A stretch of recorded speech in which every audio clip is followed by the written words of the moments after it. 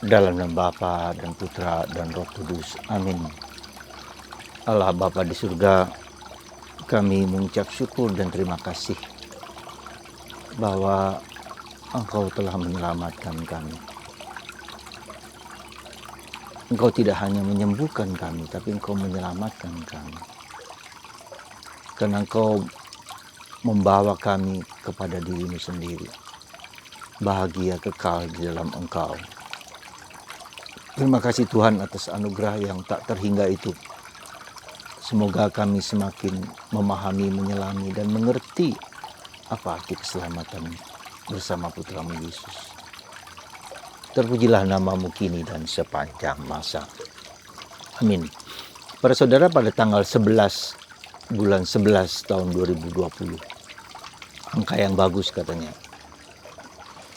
Pada hari Rabu ini, Injil kita kenal contoh tentang 10 orang kusta yang diminta Yesus untuk pergi ke Bait Allah, dan dalam perjalanan mereka sembuh. 10-nya sembuh, tapi hanya satu yang kembali dan bersyukur berterima kasih pada Yesus. Kita mengatakan bisa saja ya, bersyukur sebagai poin penting di dalam kisah tentang kesembuhan 10 orang ini. Kita tahu kusta pada zaman dulu, bahkan juga masih pada zaman sekarang, penyakit yang mengerikan dan dianggap sebagai kutukan. Maka mereka berteriak jauh-jauh kepada Yesus. Yesus, kasihanilah kami orang berdosa ini. Ya, jadi kita lihat di sini bahwa kalau dibandingkan pada zaman sekarang, katakanlah orang yang memiliki HIV, katakanlah orang yang menderita HIV karena suatu suatu penyakit yang belum tersembuhkan hingga sekarang ini. Saudaraku yang terkasih dalam Kristus, ya tentu kita sekarang tidak punya sakit kusta, tetapi kusta bisa dalam artian yang lebih luas, lebih dalam, dan lebih lebih penting juga kita sadari bahwa kita tidak sakit. Ya, kita tidak sakit. Kita tidak hanya disembuhkan, tapi kita diselamatkan. Jadi kata disembuhkan dan diselamatkan itu beda. Ada gradasi yang lebih tinggi sekali ya. Jadi gradasi bahwa orang disembuhkan dari penyakit tertentu, dari virus tertentu, dari segala sesuatu tertentu, dari kita disembuhkan dari penyakit itu. Tapi belum tentu itu akan diselamatkan. Ya. Nah, jadi diselamatkan itu atau ada kebalikan, dia tidak disembuhkan, tapi dia diselamatkan, jiwanya diselamatkan. Nah, disinilah kita lihat ada satu hal yang gradasi yang penting bagi kita. Mungkin kita tidak disembuhkan dari penyakit kita, tetapi jiwa kita, pikiran kita, hidup kita, sikap kita, pelaku kita itu sesuai dengan apa yang Tuhan kehendaki. Dan itu yang seringkali justru terjadi. Ya. Tuhan tidak menyembuhkan penyakit kita, tapi Dia menyelamatkan jiwa kita. Kita menjadi mudah pasrah, kita menjadi penuh sukacita, penuh kegembiraan, penuh pengampunan. Itu juga jadi tidak selalu secara fisik disembuhkan, tetapi jiwa kita disembuhkan, kita semakin mendekat kepada Tuhan. Kita bersyukur atas segala yang kita miliki, atas segala apa yang, jadi tidak mengeluh, ya, tidak merana, tidak nestapa dengan derita dan sakit itu. Itu dalam tanda petik gradasi itu ya. Jadi Yesus mengatakan, pergilah, imanmu menyelamatkanmu. Ya, kata menyelamatkan itu sekali lagi bagi kita orang Kristen adalah sesuatu nilai yang sangat tinggi. Ya, kita tahu arah hidup kita, keabadian, kekekalan. Kita tahu bahwa kita kalau mati dengan hidup baik, maka Tuhan akan mengampuni dosa kita dan akan membawa kita ke tempat yang Dia janjikan kepada kita. Kita jelas tahu, karena Yesus sendiri sudah menunjukkan itu kepada kita, kepada para rasul, dan kepada dalam Injil. Ya, jadi dengan kata lain kita harus sadar, tahu kita di mana, kemana kita akan sampai. Itu yang artinya diselamatkan. Ya, jadi saudaraku yang terkasih dalam Kristus, yang kedua, kita lihat di sini bahwa Yesus mengatakan, pergilah, ya, pergilah kepada Imam Agung. Ya. Jadi kalau Yesus mengatakan begitu, meminta kita untuk pergilah, Yesus meminta kita untuk taat kepada peraturan yang ada, ya. Taat pada apa yang diminta oleh aturan agama, dan itu dilakukan oleh Yesus. Yesus tidak pernah menentang aturan itu. Laporlah kepada para imam, dan dalam perjalanan mereka sembuh, mereka percaya. Ya. Apa yang mau saya sampaikan di sini, apa yang kita mau sampaikan di sini adalah bahwa apa yang diatur itu tidak sama sekali jelek. Ya, ada orang-orang tertentu yang kurang memperhatikan hal tersebut, bahwa liturgi, bahwa ritual itu tetap perlu bagi kita, ya, tetap perlu, ya. Kita tetap setia berdoa rosario, kita berdoa ke gereja, kita meditasi, kita baca kitab suci, karena orang merasa tidak mendapatkan sesuatu dari itu. Nah, disinilah unsur penting di dalam kehidupan kita, itu unsur personal. Liturgi ritual tetap kita jalankan untuk menunjukkan kesetiaan kita, untuk menunjukkan bahwa iman itu meresap dalam diri kita. Nah, disitulah unsur kedua yang penting di dalam penghayatan hidup rohani adalah unsur personal. Nah, salah satu orang Samaria itu, yang orang Samaria itulah. Jadi orang Samaria adalah orang kafir, orang yang dianggap tidak beriman, orang asing, ya, justru mengalami perjumpaan dengan Yesus. Ya. Ini yang harus kita geluti sekali lagi, yang harus kita masuki, perjumpaan dengan Yesus. Ya. Pertemuan dengan Yesus. Maka ketika Yesus mengatakan dia datang bersyukur, bertelut, bersujud kepada Yesus, ya, dan berterima kasih atas apa yang telah dilakukan. Jadi ada perjumpaan. Nah, demikian juga dengan hidup kita. Seringkali ada orang mengatakan, saya sudah berdoa, sudah melakukan bertahun-tahun, dan seterusnya, apa. Tapi saya tidak mengalami Yesus. Nah, itulah, ya. Kita belajar masuk ke dalam ritual dan liturgi itu, memasuki di dalamnya, ya. Masuk di dalam suatu proses yang kita jalani itu, ya.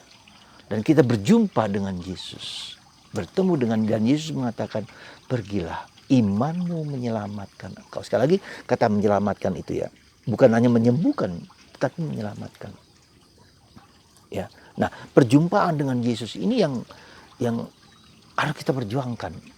Nah, bagaimana kita berjumpa dengan Yesus? Sebetulnya ada satu kunci dalam perjumpaan. Mau kita berjumpa dengan Yesus, kita sudah berapa tahun menjadi Katolik? Kita sudah berapa lama menjadi Katolik? Apakah pernah saya berjumpa dengan Yesus, mengalami Yesus secara pribadi? Ya, ini pertanyaan yang harus kita lakukan untuk diri kita sendiri. Apakah aku berjumpa seperti orang kusta, orang Samaria itu? Berjumpakah? Kapan saya berjumpa? Nah, saya mengajak Anda dalam tradisi Karmel, kita mengenal apa yang disebut dengan keheningan. Keheningan merupakan salah satu unsur utama dalam kehidupan spiritualitas Karmel. Kenapa keheningan? Karena keheningan itu adalah jembatan antara hidup luar, hidup lahiriah, dengan hidup batinnya. Sekali lagi, ya. Jadi keheningan itu justru adalah garis, ya, batas antara kehidupan sibuk di luar. Ya, begitu banyak hal yang kita lihat dengan kehidupan batinnya. Ya. Dengan keheningan itu kita belajar mendengarkan apa yang di luar, yang hiruk pikuk gemuruh ombak dengan segala kekacauan, kebisingan, kerepotan, keharu-biruan kehidupan ini, dengan sesuatu yang lebih dalam. Kita mendengarkan apa yang menjadi jati diriku sejati dan jati diri Tuhan. Saya menemukan diriku dan saya menemukan Tuhan, dan terjadi perjumpaan, terjadi dialog, terjadi komunikasi. Jadi para saudaraku yang terkasih dalam Kristus, saya kira Ini yang harus kita pegang, ya, yang harus kita usahakan. Kalau kita ingin berjumpa terus sungguh-sungguh dengan Yesus, tentu saja Yesus bisa menerobos itu, ya. Tentu saja bisa. Yesus datang kepada kita, Yesus hak prerogatif Yesus untuk datang kepada kita, menyembuhkan kita, menyentuh kita, menjamah kita, whatever. Tetapi pada umumnya kita harus mulai dengan diri kita sendiri. Nah, bagaimana saya selalu mengatakan keheningan terjadi ketika apa? Saya mulai tidak puas dengan hidupku. Saya mulai mencari makna hidup. Saya mulai mengalami penderitaan dan salib, berbagai macam problem kehidupan. Ya, dan kita bertanya, berseru, berteriak dan seterusnya. Dan kita merasa seperti tidak ada jawaban. Di situ titik itulah undangan kita untuk masuk ke kedalaman. Ya, di titik itulah, dan titik keheningan dan kesunyian, dan maka apa kita perlu, ya, mengambil waktu, katakanlah dalam sehari, malam hari, 1/4 jam saja. Ya, dan ini dianjurkan oleh Bunda Maria dalam salah satu penampakannya di Fatima, menganjurkan kita untuk diam, untuk hening, untuk sunyi 15 menit. Duduk diam. Ya, untuk mendengarkan suara batin kita yang paling dalam. Saudara. Dan saya duga orang Samaria itu ketika mengalami itu, dia masuk ke dalam dirinya sendiri. Dia bisa membedakan antara sebelum dan sesudah, antara kusta dan sekarang bersih sama sekali, seperti bayi yang kulitnya bersih. Ya. Perjumpaan dengan Yesus, pengalaman dengan Yesus. Anda mau, Anda bersedia, harus berjuang. Saatnya. Ya. Saat dengan virus pandemi ini kita duduk diam 1/4 jam. Dan kalau Anda mau sungguh-sungguh lebih dalam lagi, 1/4 jam pada malam hari, atau cobalah sekali waktu bangun jam 3 pagi. Saat-saat di mana orang dengan enak, dengan tidur, dengan nyenyak, paling enak di situ. Bangun jam 3 pagi, duduk diam. Ya, meskipun terkantuk-kantuk, berdoa, rosario, ya, baca kitab suci, tarik nafas sebentar pelan-pelan dengan mendaratkan datanglah Roh Kudus. Terus Anda akan mengalami perubahan hidup yang signifikan dan mengalami getaran-getaran kasih Tuhan yang besar dalam diri Anda. Sekali lagi, ya, itulah undangan kita. Keheningan adalah jembatan untuk masuk ke kedalaman. Maka kalau kita perhatikan, ya, para katakanlah para kudus, orang-orang Jawa, ya, bertapa di gunung, ya, pergi berpuasa, pergi mati raga, pergi segala macam, itu adalah media untuk bisa masuk ke dalam, untuk mendengarkan Tuhan berbicara. Maka mereka menjadi orang yang bijak, menjadi orang suhu, menjadi orang yang hebat, menjadi orang yang luar biasa bisa mendengarkan kehendak Allah. Bisa saja tidak selalu kehendak Allah, tapi kehendak kebijaksanaan hidup bisa saja seperti itu, ya. Maka mari saudaraku terkasih, Anda mau berjumpa dengan Yesus seperti wanita, seperti sama orang Samaria yang disembuhkan dari kusta, silakan perjumpaan dengan Yesus.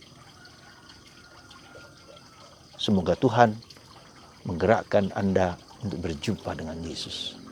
Yesus bisa menemui Anda, tetapi kita juga berusaha semaksimal mungkin menyiapkan lahan hati kita, supaya ketika Yesus datang, kita siap bertemu dan bersyukur kepadanya.